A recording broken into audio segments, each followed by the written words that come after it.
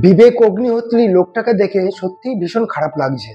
লোকটা Bengal files cinema নিয়ে যেভাবে প্রচার করলো, যেভাবে বিতর্ক সৃষ্টি করেছিল এবং সারা দেশ জুড়ে প্রায় ফেসবুক বা সোশ্যাল মিডিয়াতে যেভাবে প্রচার চলছিল, আমার তো মনে হয়েছিল যে এই সিনেমাটা সর্বকালের সেরা হিট সিনেমা হিসেবে আত্মপ্রকাশ করবে।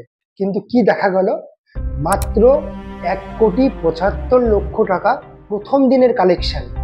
তাহলে তো বোঝাই যাচ্ছে যে এই সিনেমাটার লাইফ টাইম কালেকশন কত হতে পারে। ভাবা যায় 150 কোটি জনসংখ্যার দেশ এবং একটা সিনেমা নিয়ে এত প্রচার, তারপরেও 1,75,00,000 টাকা প্রথম দিনের ইনকাম। আরে বস, ওয়েস্ট বেঙ্গলে রিলিজ হলো কি হলো না ওসব ভুলে যান।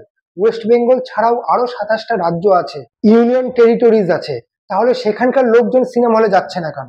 একটা কথা তো অবশ্যই পরিষ্কার, জোর করে কাউকে সিনেমা হল মুখী করা যাবে না।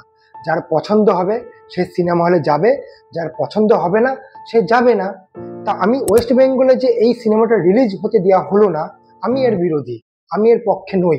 তার কারণটা হলো, ওয়েস্ট বেঙ্গলেও সেই সেম একই ঘটনাই ঘটতো বাকি 27টা রাজ্যে যা হয়েছে। দু একজন ভক্তকুলের মতো কয়েকজন যেত, কিন্তু অধিকাংশ মানুষই যেত না। 6 তারিখে শুধু বেঙ্গল ফাইলস রিলিজ হয়নি, আরো 3টে সিনেমা রিলিজ হয়েছে।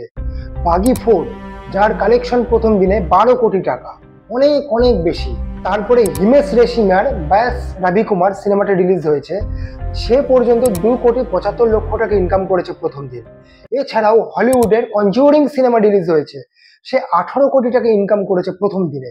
এর থেকে তো পরিষ্কার বোঝাই যাচ্ছে মানুষ কি দেখবে কি দেখবে না সম্পূর্ণ তার নিজস্ব চয়েস, জোর করে চাপানো যাবে না ভাই। তাই এই সিনেমা নিয়ে যা বিতর্ক সৃষ্টি হয়েছিল এটাও আমার পছন্দ না।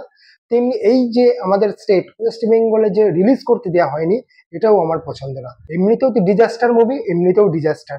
Good bye, tata.